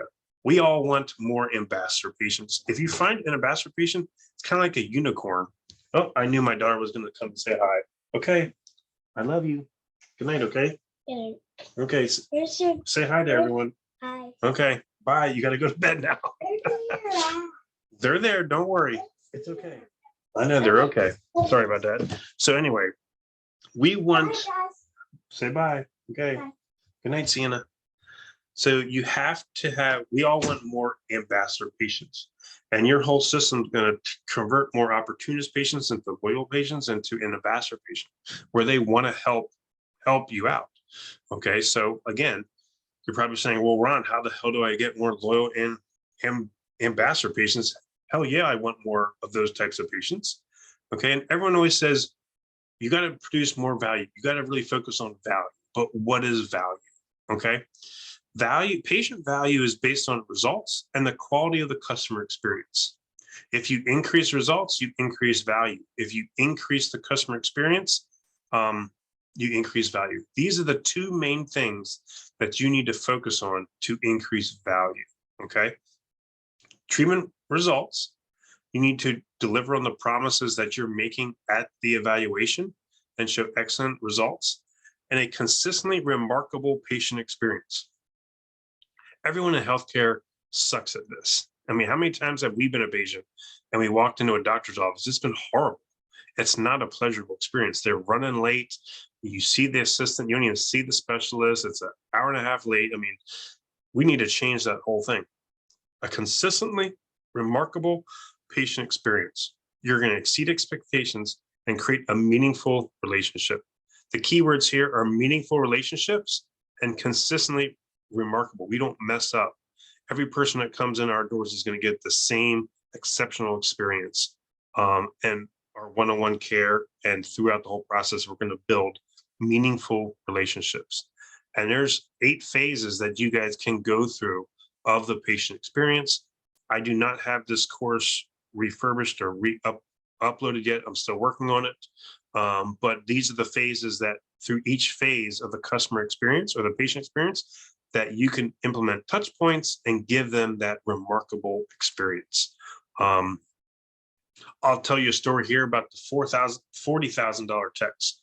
So one time I sent a text and it probably generated over $40,000 of revenue. So I was treating this runner. I knew her husband was a relevant lawyer. I treated her. She was running for the Boston Marathon. I got her better. She got back to training. I knew that she was up in Boston about to run the race. I shot her a simple text. Hey, patient X, I'm thinking about you, praying for you. I hope you do awesome on this race. You work hard, go out and execute, have fun, blah, blah, blah. And her husband was so happy with that he started referring patients to us, and not just legal cases, but all of his friends. And I was like, wow, he's like referring a lot of patients. He's never been a patient of me. So literally like two years ago, I think he took me and a colleague out to lunch. And I thought he wanted to talk about business and how we could like refer him people and stuff like that. He just wanted to take us out and say thanks and like talk and see how things are going. And he was like, Ron, I've sent you so many people over the past years. I sent you this person who was alone probably spent $10,000 plus every referral known to man. I sent you this person. I sent you this person. It's like, why do you think that I send you so many people? I don't even know what you do. I was never a patient of yours. This is hilarious. He's like, I don't even know what you really do, but I know that you treated my wife and you sent us that text when we were up in Boston, and that meant the world. And I was like, wow, that's the type of care that I want. And he started sending all of his friends to us. When you get one lawyer, you get the whole law firm, plus the lawyers know other lawyers. And from that one text, I've probably gotten 6 ambassador patients. I've seen the whole law firm. I've got into huge law firms just from his referrals. So that one text produced probably over $40,000 of sales. So that's what I'm talking about, creating a meaningful relationship. Just letting them know that you care. It can be a simple text or it can be a gift. But the point is that you guys need to start designing a word of mouth strategy that you can, create those meaningful relationships and turn those patients into more loyal patients, ambassador patients, that these people are going to keep on referring because they know that you're struggling in a recession, but they're going to want to support your business. Again, word of mouth is going to be number one. Again, start designing your word of mouth strategy so you can prepare for the worst, hope for the best. So we got another question. Oh yeah, you guys will all get recorded. I'm gonna post this to the group too, and so I can, once it's uploaded, also I'll be able to send you guys a direct link to it also. So I'm gonna post it to the Facebook group. Brian, how's it going? Quick question: do you have a business cell or do you communicate through your personal cell? So I keep all things business and personal separate. We run Pursuit through a separate cell phone. So all the social media, all the content and everything is ran through a separate cell phone, but all of my staff PTs, including myself, we all have a Google Voice. So all of our patients have direct communication to our personal cell through a Google Voice number, also not through our personal cell. I don't give my personal cell out to any patients, just in case you get that crazy patient. You never, you never want them to have your cell phone. So yeah, I do not give out my personal cell phone on that. Okay, let's keep going. Okay, here we go. So you're gonna have to fine tune your sales process. So remember, this is my simple model. Your marketing is going to generate leads. Your leads are going to convert to evals. And this is the phone call process. This is going to get harder. And I'm already recognizing this, that it is starting to get harder with inflation and certain people losing jobs already. The phone call process is going to get harder. And I showed you guys some of my stats here. This is my phone call conversion rate this year. You can see that it's starting to dip a little bit. Okay, so I'm working with my concierge specialist on strategies to kind of overcome this. But the phone call process is going to get harder. We have to work on our sales process and fine tune it so we can solve this problem. So there's three main strategies with this. First, when you're answering the phone, you need to be aware whether someone's a cold lead, a warm lead, or a hot lead. Okay. A cold lead is, I have a script for physiotherapy. Do you take Blue Cross and Blue Shield? Like sometimes people don't even say like their name. I'm like, hi, this is when I used to answer the phone. I'll be like, hi, thank you for calling Pursuit Physiotherapy. This is Ron speaking. How can I help you? And they're like, I got a script for therapy. My doctor sent me. Do you accept Cigna insurance? I'm like, okay, thanks, man. I'm sorry, I didn't even catch your name. That's a cold lead. A warm lead is like, hey, I saw you guys online and you have excellent reviews, and I wanted to call because I've been dealing with some back pain. I just want to call and find out some more information. So they've seen us a little bit. They've seen some testimonials and they're calling to ask about information. That's a warm lead. A hot lead is like a word of mouth referral. Hey, my name is Carla. I'm friends with John. He highly recommended you. And I'm calling to book an eval. I've been dealing with some neck pain. It's like they're already good to go. You don't have to sell them. But identifying hot, cold, and warm leads in your sales process, you should have an introduction phase where you're gathering information, identifying lead, and gaining attention. So thank you for calling Pursuit Physiotherapy. This is Nicole speaking. How can I help you? That's my concierge specialist. I have a script for PT. I'm inquiring about scheduling. Thank you for calling today, but I'm sorry, I didn't catch your name. And they'll say their name. Thanks, John. If you don't mind asking, how did you find out about us? Answer. Listen to their answer. Sales is all about asking the right questions and just shutting up and listening to them. Okay. So is it a website? Is it an online search, a word of mouth referral? If it's a website, great. So you saw our website, our patient testimonials, and you know a little bit about us. Okay. So have something to state after every line. And then, so what motivated you to call us today, and listen to what they have to say. Okay. So right now I know the patient's name, phone number, the lead source, and how they found us and what their problem is. Okay, so right off of my introduction, I have all that information and I'm thinking inside my head, is this a cold, warmer, or hot lead? Okay, so you have to identify the lead temperature. Okay, second is understand that the value has to be bigger than the price. If someone's going to pay $165, you're not going to pay $165 and not know what they're going to get. Better yet, they probably just think it's a PT eval, the same as the Joe Schmo clinic, the factory clinic that's right down the street here. They're not going to pay more if they don't know what they're going to get. So this is a perfect little analogy here. From the patient's view, you can see here that the value that you're going to get, that they're going to get, has to be bigger than the price. Or better yet, you need to create so much value that they're like, wow, I get all that for only that much. So a perfect example is a Google Maps lead versus a website lead. Okay, a Google Map lead is searching really quick, best physical therapy, or even just physical therapy Orlando, because they were just told to go to physical therapy because their physician diagnosed them with back pain, and they just randomly call one time. They don't know anything about us, what they're gonna get. They haven't seen testimonials. They haven't seen the website. That's a cold lead. That's a hard lead. You're gonna have to do some work to convert that. Versus a website lead, where it's like, hey, I saw your testimonials was great. I have sciatica, and I was calling to find out more information about your sciatica treatment. You'll start recognizing the cold, warm, and hot leads, and you'll see that, wow, people from Google Maps need some more selling.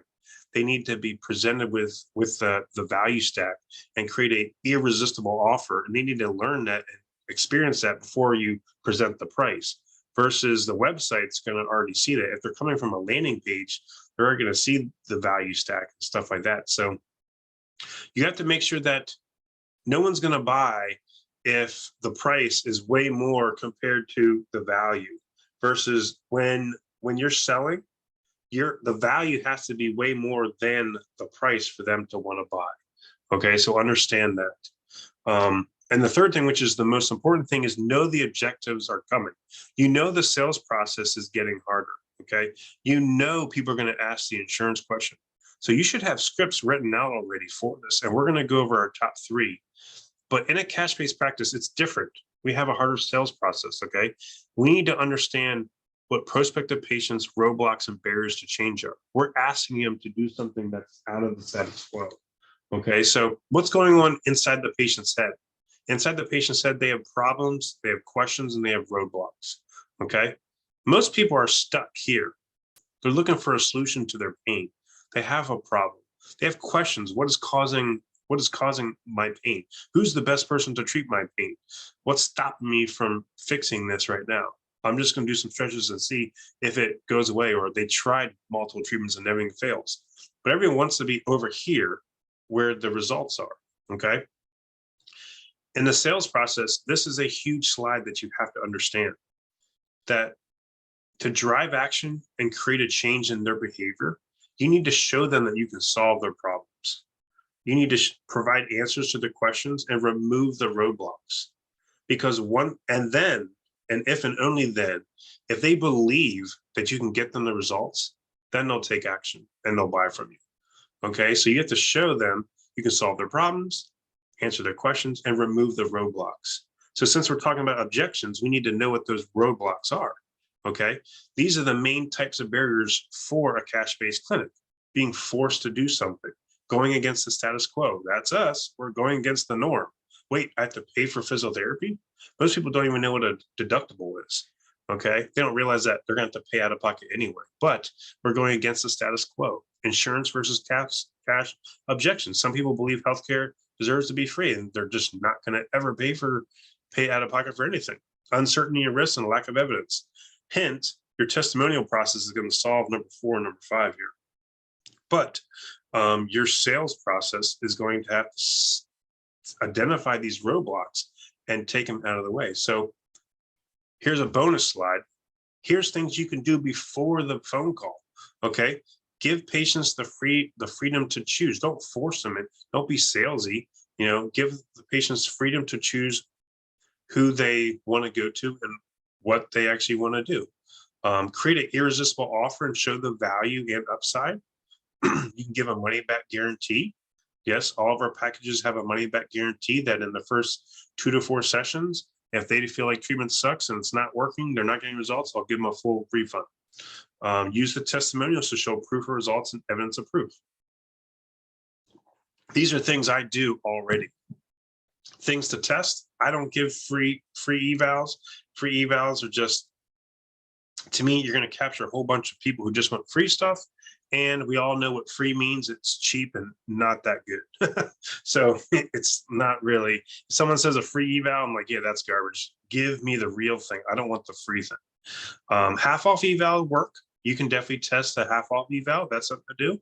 And you can even price anchor also. But these are all things, this is a bonus, you can do before the phone call. That's going to make your phone call even easier. But you have to do this stuff because this is what happens when our front desk says, we do all this for only $165. Is $165 eval okay for you? And the patient says, yes, that's fine. That's what we want. We want to present our whole thing and say, we do all this for you for $165. Is that okay? And we want them to say, yes, that's fine. Or I get all that for only $165. So that's the end result of what we want. These are the top 6 objections, but we're going to go over the top 3 so you guys have some tools in your toolkit to overcome these objections. The number 1, oh, again, sorry, let me go back one.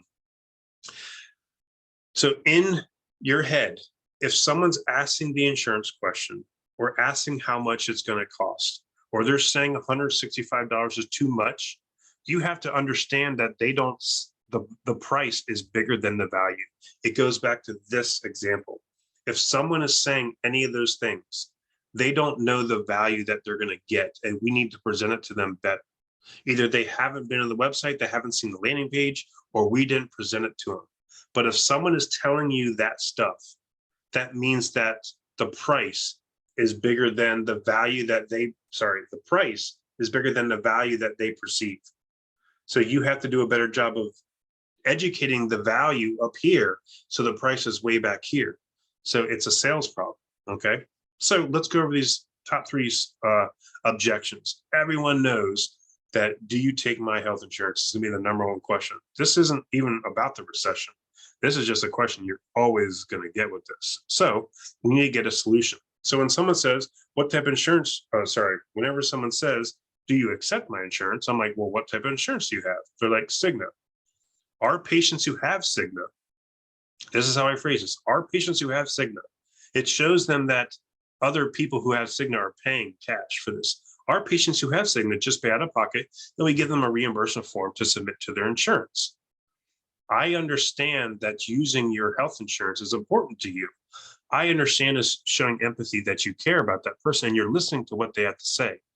I understand that using your health insurance is important to you, but what else is important to you regarding the treatment of your back pain?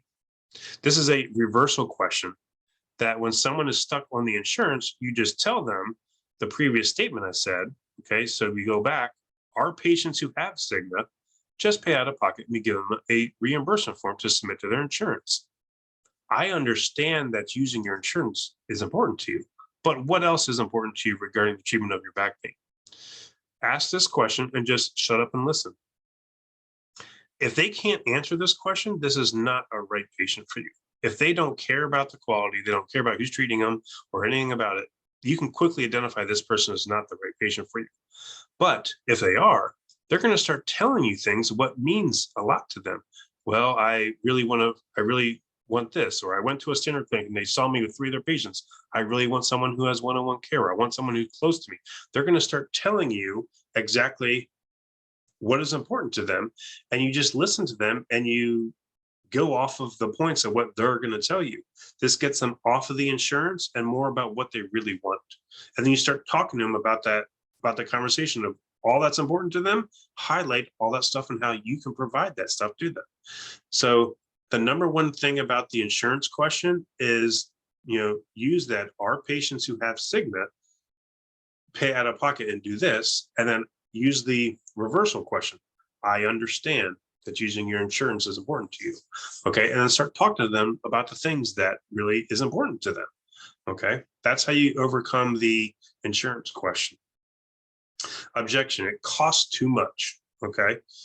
So say you go through your whole spiel and you present the $165 and they're saying that it costs too much.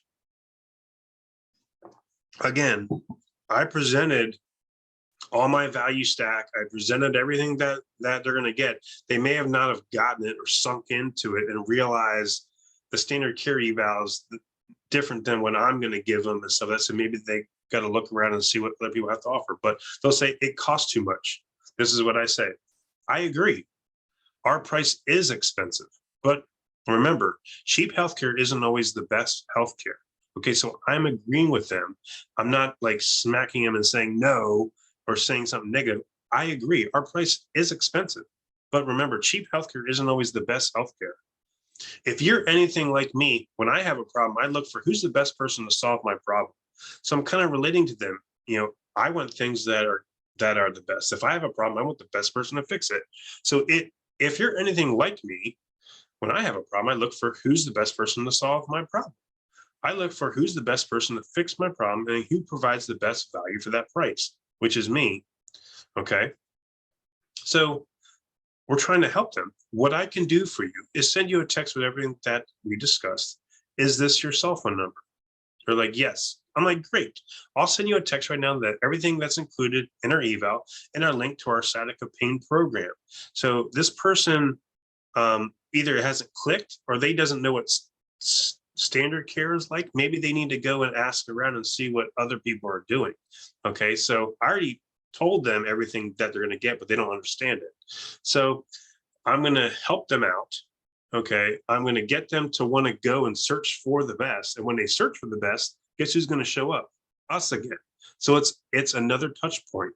So if they're anything like me, they want the best. So I trigger them to hopefully leave and go and search for the best. And they're going to see us again. They're like, oh, wow, these guys are the best.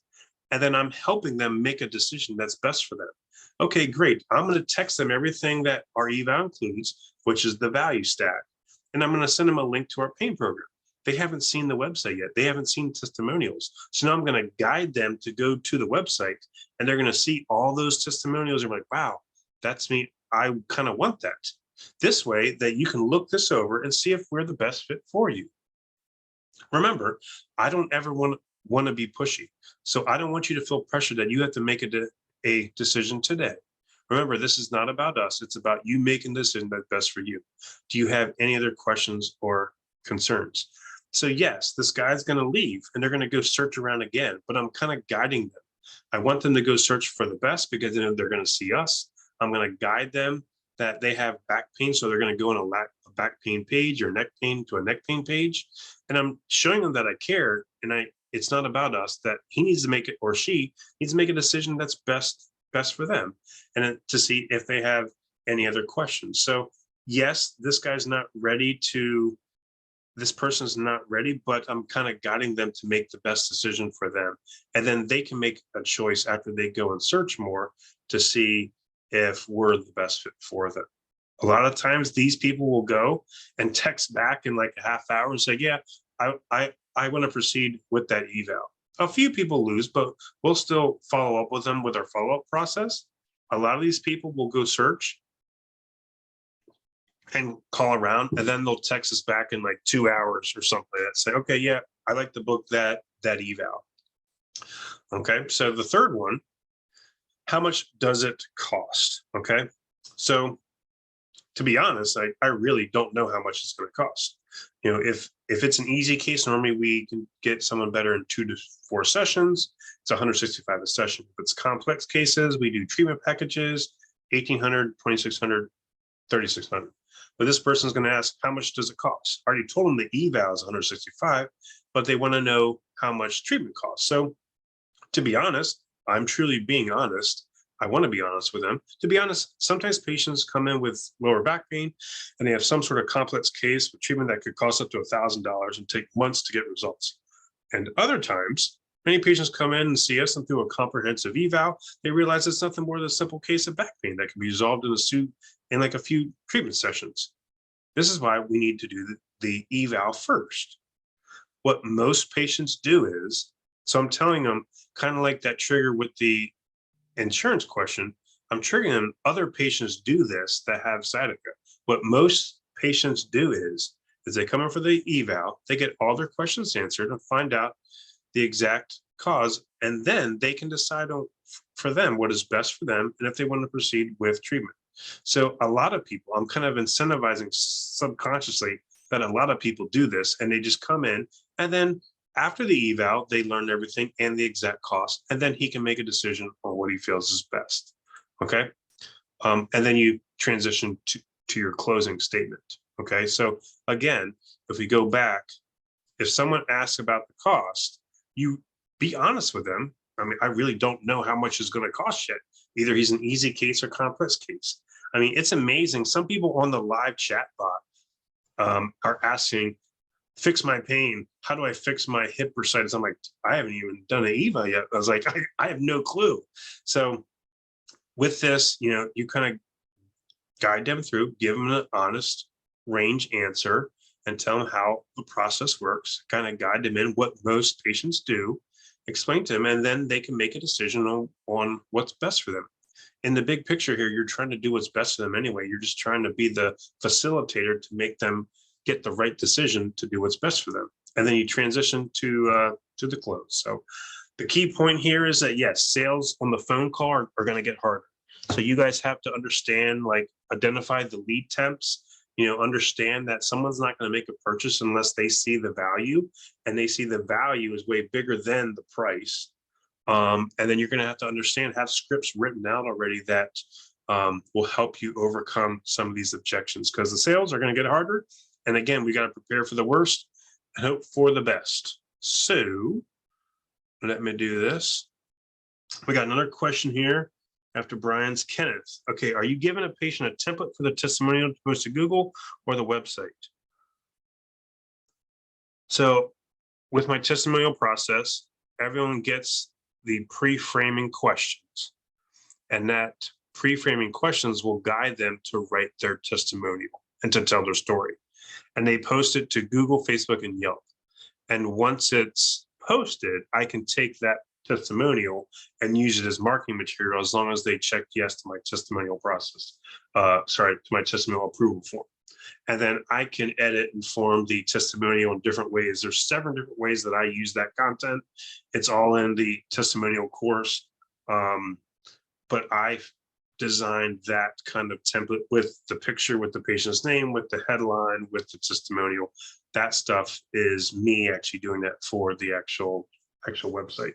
Question 2, I use HubSpot, and now I have a feature to add a live chat.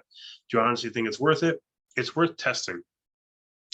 My live chat bot is only $10 a lead. I spend anywhere from 50 to 120 bucks. It still generates 2 to 3 patients that actually convert to paid evals. So there alone, I'm already benefiting from it. It's not a high converter because I'm getting people all over the world somehow on my live chat bot, which doesn't make sense. But I only pay for the leads that are locally around Orlando. Again, I only spend like $120 for it. It still generates $1,000 plus maybe. Still converts like 3 evals. Say my average revenue is this year is $1,445. Last I checked. So if it converts 1, 2, or 3 patients, it's still easily worth it. So I would keep it. It doesn't have a high conversion rate, but it's still ROI positive. Doesn't cost a lot, so I'm still keeping it. So I would do it. Yep, no problem. Perfect. Here we go. Almost done. Strategic partnerships. Okay.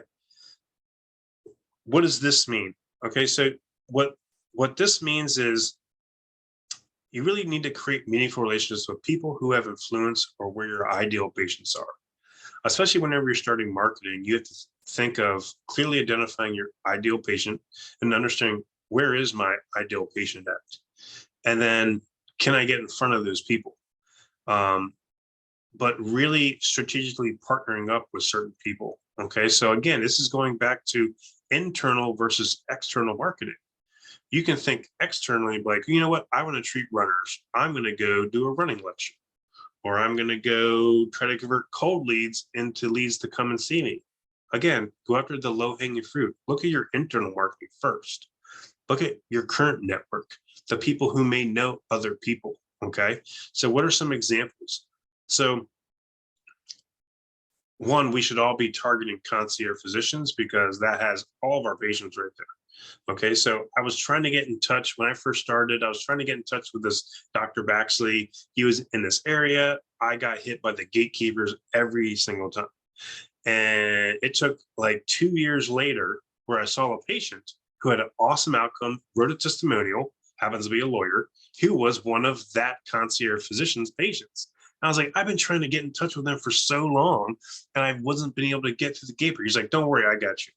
So before I know it, Dr. Baxi becomes a patient of mine, and he comes in, loves the experience, and then starts referring patients nonstop. So I used my own patient to get in touch with the concierge physician who I was trying to market to.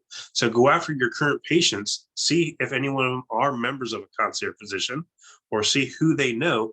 Use your patient's connection to get in touch with that person. Another example here is a tennis player. So I think we posted something on Instagram about a tennis injury program. We had a tennis player come in, and she had an awesome experience. She happens to be at a country club in Winter Park and a member of the tennis team. And guess who saw the whole tennis team after we got that one player in?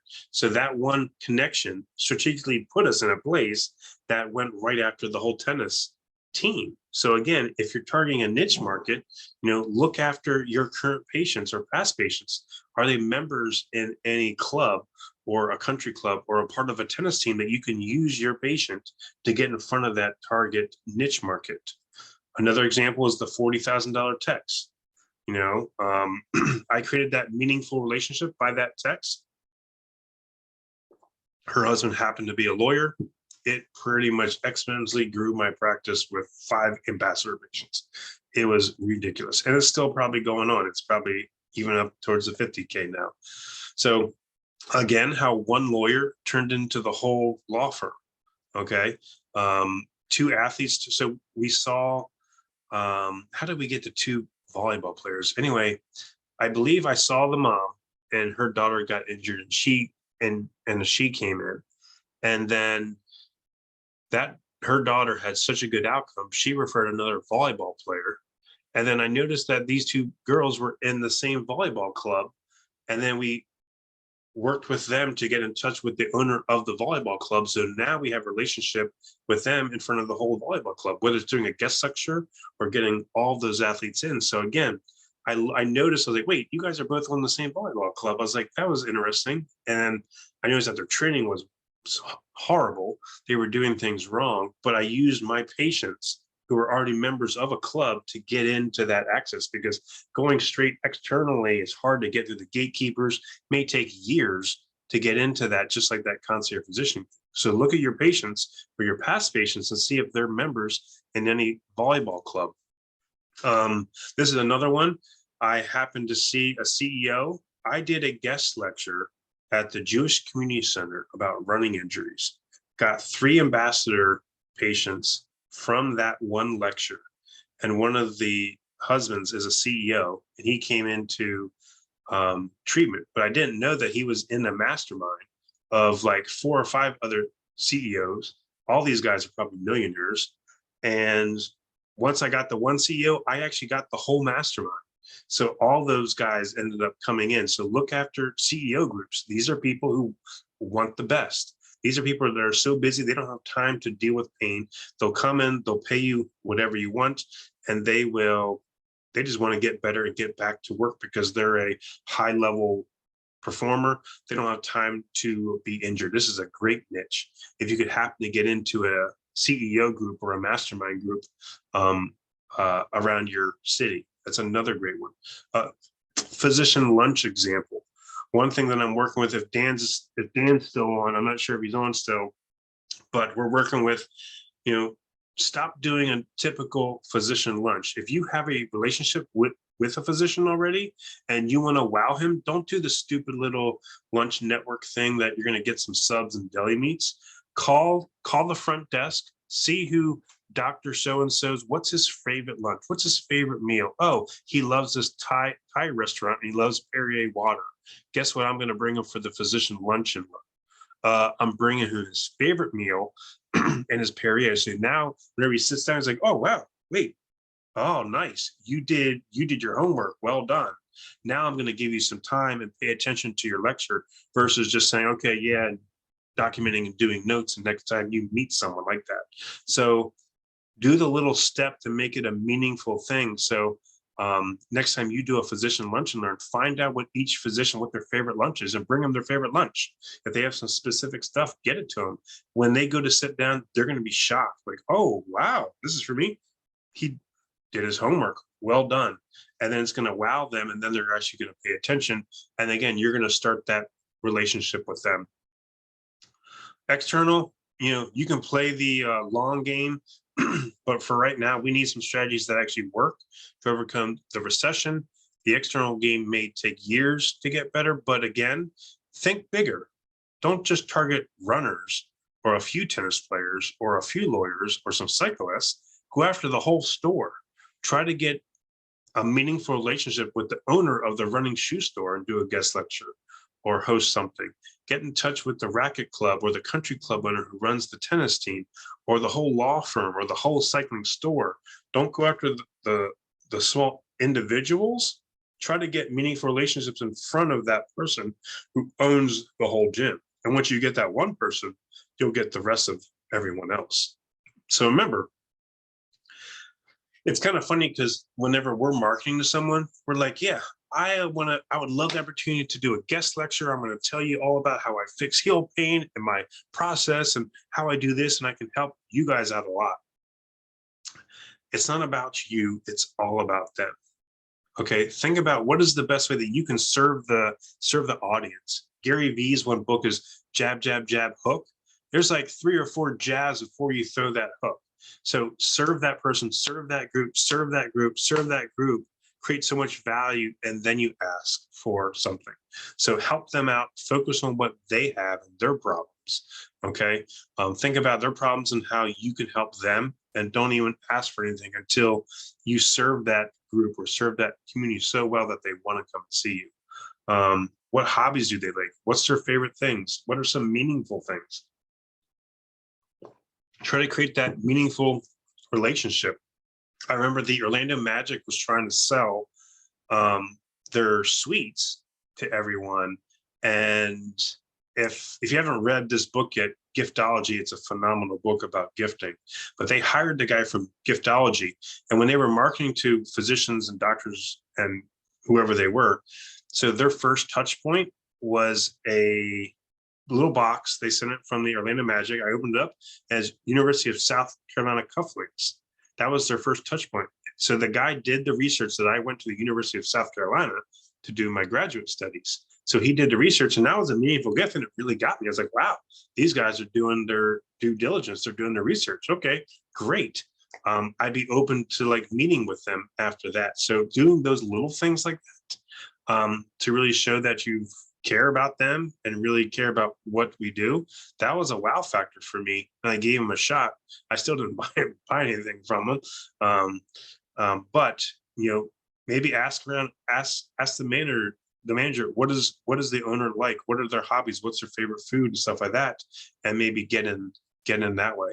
Again, serve the community so well that it creates the brand. Think about them and teach them something. Create a meaningful relationship with strategic partners. This is something that we have to do during this recession. Okay, it's going to be harder to get leads. Focus on your internal leads first and see what networks and see what groups and see what communities that they're a part of, and use that leverage to get in there first. And then if you happen to not have any patients, then you can start dealing with like external stuff. So good. Okay, let's stop this. And we got a question. Let's see. Lunch is being served. Thanks for the tip, Rob. Oh, there you go. Yeah, no problem, Dan. Okay, perfect. Any other questions? We got 2 more things I think to go over, and then we're done. Okay. This is a no-brainer. If you haven't learned anything about COVID, you better start now. That you got to start stashing cash and building up capital, and maybe re-strategizing your goals. Okay, so cash is king. We were blessed that we even got the PPP stuff during COVID, but what if you had to go through COVID again, but you couldn't get any PPP stuff to pay payroll? What are you going to do when your sales drop 25% and stuff like that? So you have to have cash reserves. And just as In our personal accounts, we should have 3 to 6 months of cash reserve saved up. Guess what? Same thing goes for business. You should start saving cash, get enough to have 3 to 6 months of reserve capital set up that my business can run for 3 months. If we didn't make a single sale, that I can still keep people going and keep payroll going and still keep things going like that. So make sure that you have your capital reserve stash set up. And I kind of like the profit first stuff of where whenever you get profits, you send that off to another miscellaneous account and it sits there and it's out of sight, out of mind type thing. And you don't mess with that. And then maybe every quarter or maybe once a year, you can decide on what you want to do with that. But I try to get 3 to 6 months of reserves capital lined up. And the hard thing to do now is not just to survive, but make sure that your business is still healthy. You know, make sure that your pre-tax profits are still above 20% and make sure that your numbers are healthy. Okay. This way that even as you run your business leaner, and you cut some expenses, that you can still generate profits and still have cash to back up on. Not only during the recession, but it positions yourself coming out of the recession that you have all this capital ready to pounce on that economic boom that's going to happen afterwards. Okay. So this is how I do this could be a profit loss statement or an income statement. This is how I look at things. You could look at it as an individual visit, as a week, or a month or a quarter, but it's revenue here. The COGS is the cost of goods and services. Okay, like my credit card processor, any kind of PT equipment I buy, that's the cost of doing my service. Then you get your gross margins, and you take labor out of that. That's labor plus healthcare plus benefits plus payroll taxes. Then you get your contribution margin. Then you take your operating expenses. That's my cost per visit. And then you take out your owner's comp. Okay. Your CPA is going to guide you on what you can and can't do. But eventually you're going to have to take a salary out, which is the labor. And then you as the owner should be able to take out a distribution or an owner's compensation. Okay. You know, but then your business should still be profitable. Okay. You can't just drain everything by paying yourself a huge salary. The business has to be healthy. So here's an example of an individual session rate at $150. Okay. Most of us start out like around there. So revenue is 150. My cost of doing services is $3. My gross margin is 147. My direct labor is going to be $80. So now I have $67 left. Your operating expenses starting out is going to be really, really low. So maybe you're only at $15. So you have $52 left. You, the owner, can take $20 out of there as an owner's compensation or a distribution. And then the business gets pre-tax profit, $32 left. Okay. And that's a 21% pre-tax profit margin. That's a healthy business. So this is an example of what your numbers should actually look like. Even during the recession, you need to make sure that your business is healthy and still profitable and you're paying yourself good. Here's an example of my current numbers. We're at $170 a visit. My cost of goods is $4, so I have $166 left. Average PT salary gets around $70 a visit plus benefits. I have $86 left. Operating expenses, I want to get down to $30. I'm getting close to that. I was at 34 and 35 the last 2 months. I want to get it down to 30 or less. I have $56 left. Owner's comp, I get $20 out of each visit as an owner's comp or distribution. And then pre-tax profit is $36. Okay. And I'm at 21% pre-tax profit. I want to keep this going throughout the recession. As a worst case scenario, when things get hard and sales start going down, what things can you change out of this?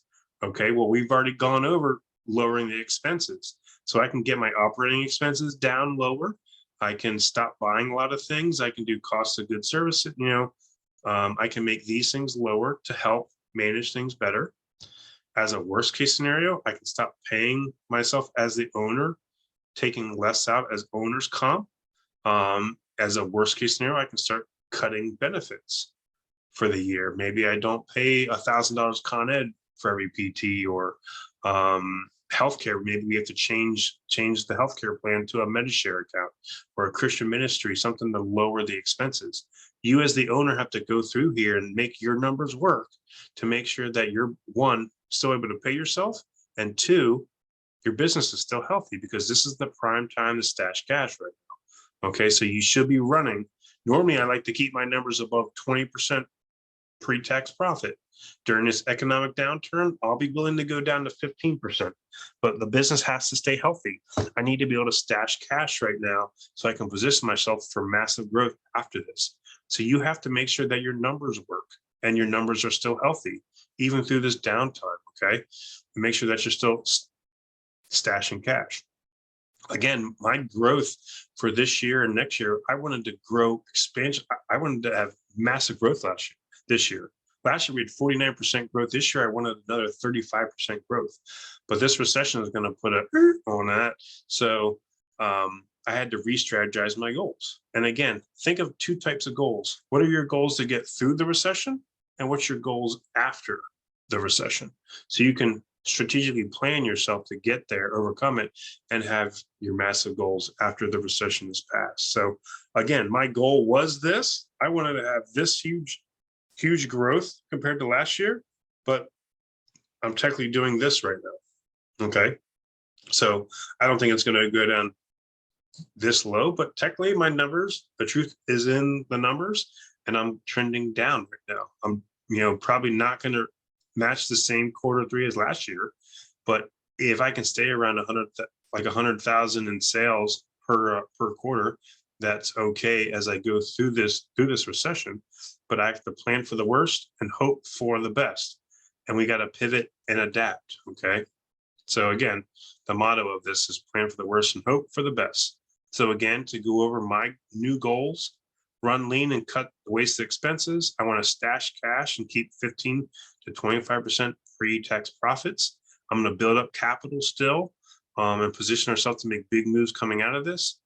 Move into a bigger location. I mean, I don't wish anyone to go out of business, but I'm hoping that some commercial spaces are going to open up where we can move into a place where we can start our medical fitness program, have a gym and medical side by side, so I can have the medical component and really grow our medical fitness program. And I don't want to fire anyone, so I'm going to do my best not to.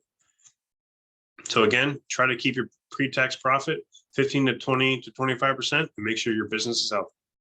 We're planning for the worst and hoping for the best. Okay. Okay. So again, if you learned anything from COVID, a lot of us had to adapt to get revenue generators going, even during a hard time. And this could be another hard time where you may have to think of another revenue generator. And it all reminds me of this time when I was in my third year of practice. A patient of mine, her husband was a venture capitalist. He pulls up in this ridiculous car and gave me an hour of his time. And it blew my mind at the time. He's like, Ron, I don't care if it's a good or bad economy.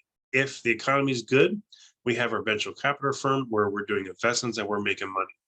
If times are bad, I have my consulting business where I help invest in other small businesses to help them get through the hard times. But in a good economy or a bad economy, I'm still making money.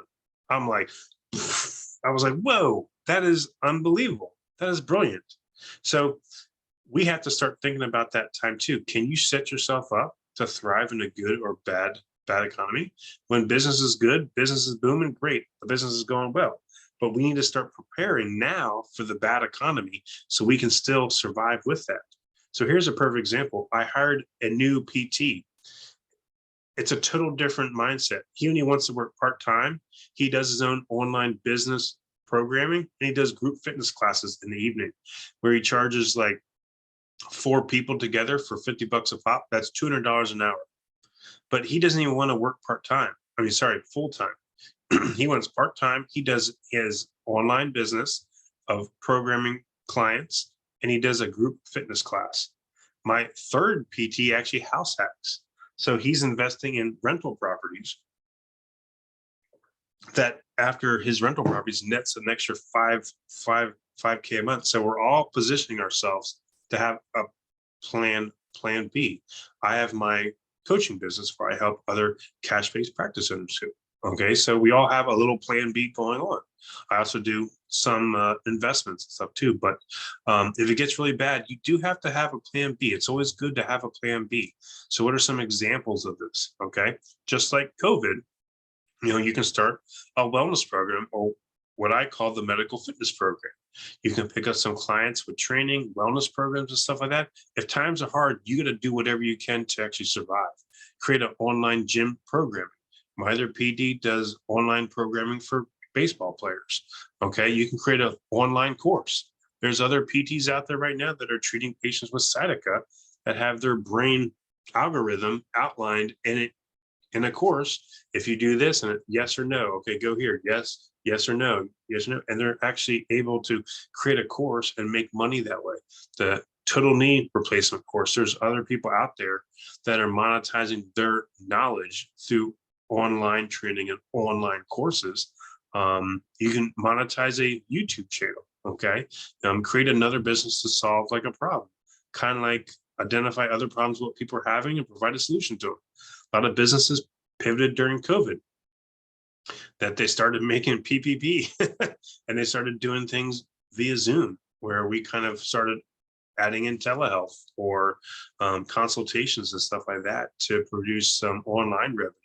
Look at investments. So look into, as a worst case scenario, is there other revenue sources that you can create in your business if things get really bad and you have to start doing this stuff. Okay, again, we need to plan for the worst and hope for the best. Okay, so worst case scenario, if it's not that bad, we are already coasting and rolling, we got everything going.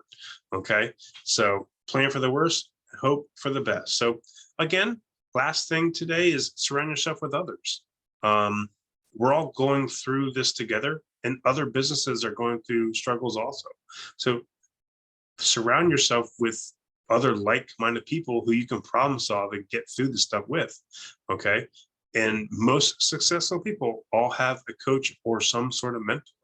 Okay, whether you know this or not, most people do have coaches and do have mentors that help them get through this. So you can surround yourself with a mastermind or a community that you can help problem solve together.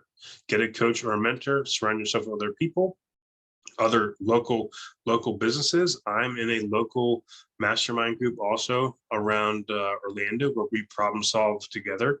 I want to surround myself with people outside of healthcare, so I don't get a biased opinion, and I can help problem solve other people's businesses, and I can get an outsider's perspective of how to solve my business problems, because I get caught up in my own little stuff and I get heavily biased, and it gets hard to think outside the box sometimes when you're so ingrained in stuff. So I surround myself with other business owners that are outside of healthcare, and I get to problem solve ideas that way and stuff like that. And I will be relaunching the mastermind starting in August at a low cost of like $67 a month, but we'll have a whole community if things do get bad that we'll be able to problem solve together, and I'll be able to help coach people to help get through some stuff too. So we had this going a couple years ago, and then we stopped it. We got busy on stuff, and then I'm planning on relaunching the mastermind class at like a low monthly fee.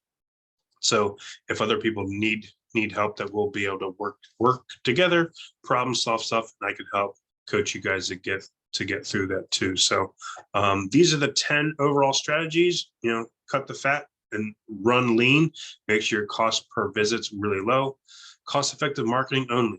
Kind of wean out the marketing that's not getting you a good ROI, and really focus on the stuff that's producing a lot of leads for you and ROI positive, and even double down on it. The best strategy, position yourself so you're the best. So when people are out there searching for the best physical therapy Orlando, best sciatica treatment Orlando, that your stuff is popping up, your website's popping up, your Google business isn't popping up. Get started on that, because that's going to be a great niche. People are still going to be searching for that during this economic recession. The testimonial process, we've gone over that a lot. My testimonial course is posted in the group. You guys can sign up for that. I give you my whole testimonial process. This is a no-brainer. You got to start doing this now on multiple reasons, not just website conversions, but also Google rankings and like stuff like that, getting patients to tell their story. The word of mouth strategy, start designing a marketing strategy for internal strategies of getting word of mouth patients to refer, getting past patients to refer more word of mouth referrals to you. These people know, like you, and trust you. They will be the number one referral source going forward. 6, understand the sales process again, that sales are going to get rough. So you got to start preparing yourself, identifying the lead temperature, understanding price versus value, and then listing out the objections and having a solution to every objection. Strategic partnerships, use your past patients or current patients to get in with those strategic partnerships, to get in front of the whole group or the owner of, or the main coach of the whole group, to get in there. Stash cash, build up capital, try to keep your business healthy, 15 to 25% pre-tax profit, even during the recession. So you're still stashing cash and positioning yourself for massive growth after this. Try to create a second revenue generator. Many of us are doing wellness programs. If time does get hard, look into some sort of wellness program, or even an online program that you can still generate revenue for yourself, to keep the bills going and stuff. And then surround yourself with others. Don't try to do it by yourself. Always try to look to others and surround yourself with like-minded individuals, so we can all get through this together, and come out of this with massive growth and doing good. So during the recession, I want all of us to be able to say that we stayed in business. We didn't fire anyone. We don't need to borrow money from any bank. We can prevent any massive decline in sales and revenue. We have new strategies now to keep the revenue going, and we can strategize for expansion and growth after. Again, set 2 sets of goals during the recession and goals for after. So you can position yourself like chess, not checkers, that you can have massive growth after this recession, and make sure that the business is healthy and doing good. And again, this is a normal part of the economy. There's always ups and downs. Everyone gets so scared about a recession, but remember, times of recession, there's massive opportunities and fortunes to be made. So new up and coming entrepreneurs, it's time to get started and open a business. It's okay to open up cash-based practice during this. Build out your systems and processes and make sure that you're better than everyone else. Excuse me, and make it happen. It's okay if you're just starting out, but make sure that you do it right. Implement these processes and get some systems going so you can survive this, start a business, and have massive growth next year or 2 years from now. This is always a classic quote: be fearful when others are greedy, and greedy when others are fearful. Past couple of years, it has just been a weird time, and you can tell that everyone was greedy. People were spending money left and right, and be fearful when people are greedy. But now everyone's fearful. Now it's time to be greedy. Now it's time to start investing your cash, investing money, stashing cash. So when people are fearful, that's the time to kind of invest and start your business. So hopefully after this, that you guys have a good outline strategy of what to do, and you can tell yourself that my cash practice is recession proof. So it's time to excuse me, go out and execute, implement these principles. Hopefully you guys will all be recession proof, and we all get to come out of this with massive growth in like a year or two. So we got some questions. We're going to stop to share. Excuse me for that. Okay, Brian, fine-tuning the sales process is super helpful. Perfect, no problem. Dan, Brian, thanks for taking the time to do this. Great to reconnect. Yeah, Brian, definitely we have to meet up. We definitely have to meet up sometime. Dan asks, thanks for the presentation, Ron. Grateful for your mentorship. Leadership, looking forward to training next month. I'm helping Coach Dan right now, so perfect. Brian, fine-tune the sales process, super helpful. Great. Mira, can you explain how you send a text with a gift card for a word-of-mouth referral? So how we do this is we have a pre-written text that's already written up. It's in like an Evernote. So you can just copy and paste it to the text. And in Canva, so we went on Starbucks website, we bought a e-card or whatever, and we copied it and put it in a picture. So all we have is a written copy in a text, and we attach a picture, which happens to be the scanning code. and we just send it. So the person can get it. Oh, great, thanks. Next time they're in Starbucks, they can just scan it, ding, and then it gets them a coffee on us, stuff like that. And that card like re-ups $50 every month. So people are actually using it whenever the balance gets below 10 bucks or $5. And an extra 50 bucks is always re-upped, and it's averaged about a month, stuff like that. So people are using it, but really it's just a picture with a code on it with a Starbucks logo that we just attach to the text, and we send it to that patient whenever they refer someone and that patient books an eval. Thank you very much for your mentorship. Some really good pointers, tips, and helpful. This is Author Ron. Thanks. Perfect. Thanks, Kenneth. Thanks, everyone. I will actually finish up this. I'll save it. I'll upload it to the group so you guys will have a recording of this. Thank you, everyone, for signing up. I hope this helps a lot. And if you have any questions, please do not hesitate to reach out to me, DM me anything. Let me know how I can help in any way. Thanks again for tuning in, and hope I talk to you guys soon then, okay? Thanks again.